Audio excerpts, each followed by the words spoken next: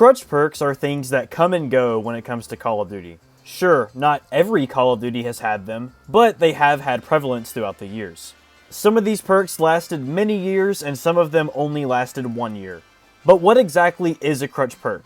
Well, that's what we're going to talk about in this video. My name is Prematch. If you like this old school Call of Duty content, then you already know to be sure to subscribe.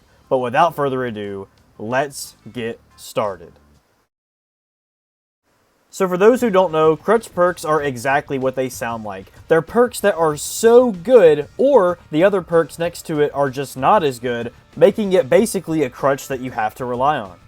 Now, I talk about perks a lot. If you've been around this channel for a little bit, you know exactly what I'm talking about. I make a bunch of videos about these things. One of those videos was about stopping power, and how I said it was a crutch perk when it existed throughout Call of Duty. And you know what? I still agree with that video. Stopping power definitely was a crutch perk in Call of Duty 4 when it was introduced. But that wasn't the only crutch perk in this tier, because we had another one, and that was, of course, Juggernaut. Juggernaut was at its peak in Call of Duty 4, but what exactly did these two perks do? Stopping power would give you a 40% damage increase for bullet weapons, and of course, Juggernaut would give you a 25% health increase when it came to bullet and explosive weapons. Now, the problem with these two perks in particular is the fact that every other perk in its tier just do not compare. Double tap and sleight of hand might seem like good options, but in comparison to these two other perks, why would you ever use it? Now, this was the first example of what I would call crutch perks in Call of Duty, and of course it happened in the first game that added perks. But the other perk tiers really didn't have that much of an issue. Perk 1 was your equipment perk, which I would say was very diverse and had multiple different routes you could take.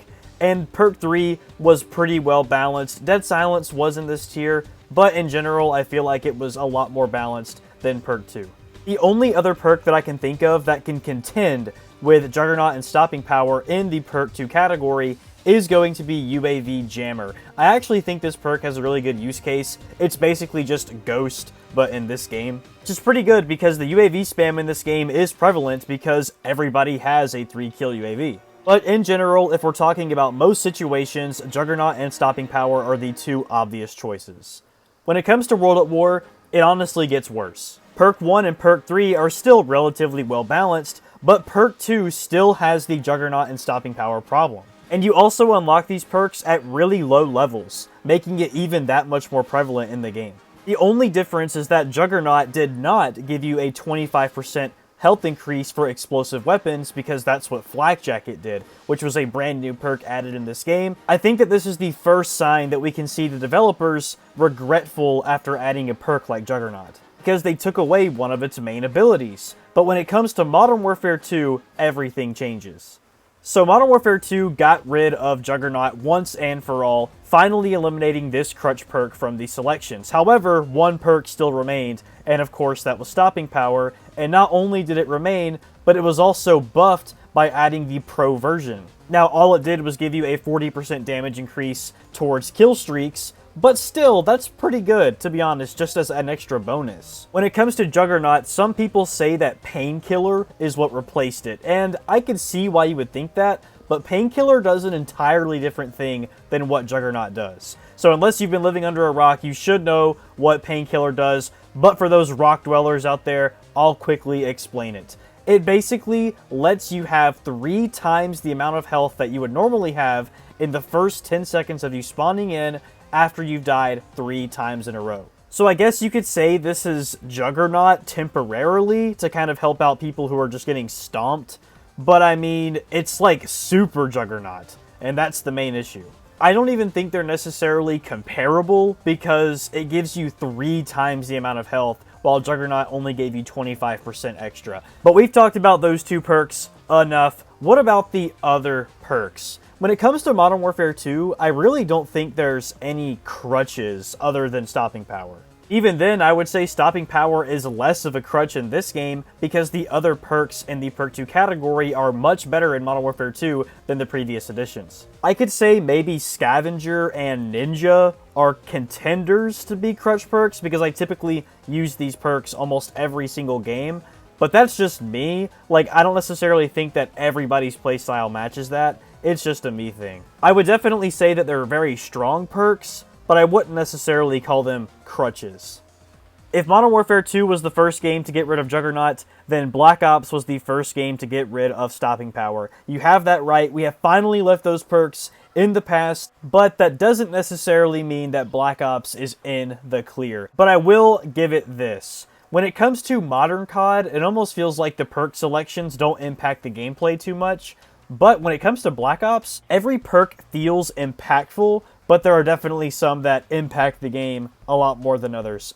I'm going to say Ghost and Ninja are definitely contenders to be crutch perks in this game, and maybe even Flak Jacket, because Flak Jacket came back in this game and it was really good to help with the explosive spam, but I just don't know if I can really say that. Yeah, Ghost was good because it helped with the UAV spam in this game, which there was a lot of, by the way, and Ninja just seemed like it was a far better perk than every other thing in its tier. So maybe those are crutches, but I don't know if I can really call them that. I'll let you guys in the comments decide if these are crutch perks or not, because I don't feel like I have enough divine judgment to make that decision. Now, Modern Warfare 3 has one specific crutch perk that I just have to throw out there, and it's going to be Assassin Pro. Now, why exactly is Assassin Pro a crutch perk when I wouldn't say that a perk like Ghost was? Well, it all comes down to the other perks in its tier. Yes, there are a couple of decent ones. I personally think that Blast Shield is a good perk in this tier, but generally speaking, this one trumps all of them. This perk does more than just what Ghost did in Black Ops 1. This perk makes you not only invincible to UAVs, it also makes you immune to advanced UAVs as well, including portable radars, thermal scopes, and heartbeat sensors. And it also protects you against counter UAVs and EMPs. It also gets rid of the gamer tag above your head that enemies would otherwise see, making it the ideal perk for Ninja Diffuses. There are only 2 ways to counter this perk in the game. One of them is the Recon Drone Kill Streak, which isn't that good. It is a little underrated, but it's really not that good. And of course, the actual Recon perk itself. But again, those are the only 2 ways you can counter this perk in the game. And yes, to all of my Marksman defenders out there, this perk is completely immune to anyone who uses Marksman. But again, when we look at the other perk options in the game, in this tier, we really just don't have the best choices ever. All of these perks are definitely useful, but it almost seems like Assassin is just the way to go in most situations.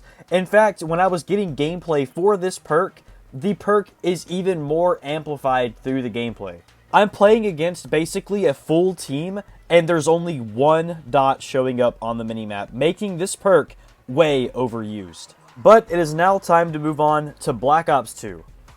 Alright, we're finally here to Black Ops 2, and there is a major crutch perk that I have to mention before we move on, and that's going to be Toughness. So, Toughness is basically mandatory for every assault rifle, LMG, any type of medium to long range class setup. In fact, you can even argue it for the SMGs as well. Now, I won't say that you necessarily have to use it in every single situation, but it is really good to use for most of those types of engagements. And of course, what Toughness does is that it gives you less flinch when shot, which on paper might not sound like a whole lot, but when it comes to the actual gameplay, means a world of difference. In my opinion, it's one of those perks where once you start using it, you can't go back to not using it again. Having reduced flinch is a game changer, so it doesn't make you want to go back to the old version of the game where you didn't have this perk. Well, in comparison to the other perks in the tier, Fast Hands, yeah, let's use equipment faster and swap weapons faster. It's okay. Hardwired, it only stops you from EMPs and counters in this game. That's literally all it does. Cold-Blooded does make you immune to thermal sights and whatnot. The only other perk that is worth anything in this tier, in my opinion, is Scavenger. Of course, we all know Scavenger. It is basically an A tier perk in every COD it's ever been in. But I would say that Toughness is an S tier perk. And of course, this game also has perk wildcards, making it to where you can use 2 perks from one tier, allowing this perk to always be crutched. while also allowing yourself to use a different one in the tier.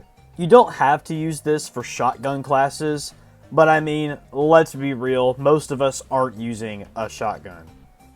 Now, I know I normally don't talk about Black Ops 3 when it comes to my perk videos, but honestly, there was a perk in this game that made me want to make this video. It's a perk that if you don't run it, after having ran it for a while, you will notice a difference, and it makes the game completely different. And that perk is going to be Afterburner. And oddly enough, this perk often gets put on the back burner. This is a low-key monster perk that I think only the good players know is good. So when you look at it in the Create a Class menu, all it says is thrusters have a faster recharge rate. That really doesn't seem like a whole lot. In fact, it only increases it by 25% according to the COD Wiki. This 25% makes a different game. Not only does it allow players to access certain wall runs and routes to take that are only accessible with the use of Afterburner, but it also allows the player to have a much more fluid sense of movement by having that faster recharge rate. If you're a jetpacker, if you're a high flyer, you know exactly what I'm talking about. And any time that you ever took off this perk, for whatever reason, for whatever niche specific scenario you had to not run it, you noticed the difference when it came to the movement. Because it's one of those things. It's like riding a bike. It's like riding a bike, but then intentionally making you ride at 25% slower. And it feels completely different once you don't have the ability. And on top of all this, it is the very first perk that you unlock in this perk tier for the Create a Class. And of course, this game also has wildcards, allowing you to not only run Afterburner, which you almost have to use, but it allows you to also run any other perk in the perk tier that you want. Black Ops 3, in my opinion, has some of the best perk balancing that we've ever seen.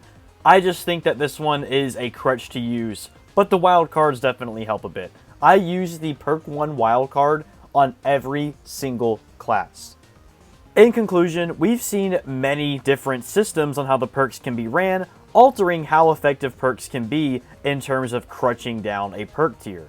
Call of Duty Ghost and Call of Duty World War II's perk systems are so different that I can't really think of any perks that I would say are crutches. These things come and go. It really just depends on the game itself. But anyway, this was the crutch perks throughout Call of Duty. Thank you all so much for watching, everyone. This video was super fun to make. If you love this type of old school COD content, then you already know to be sure to subscribe and stick around for more. But I'll see y'all in the next one. Do you like old school COD content? Heck yeah, I do. Then why not become a channel member? If you love these videos and what we do, then be sure to support us by becoming a channel member. Gain access to all these exclusive perks and the chance to play with yours truly. What are you waiting for? Go behind your wife's back, get her credit card, and sign up to be a channel member today. All for the low price of $2.99.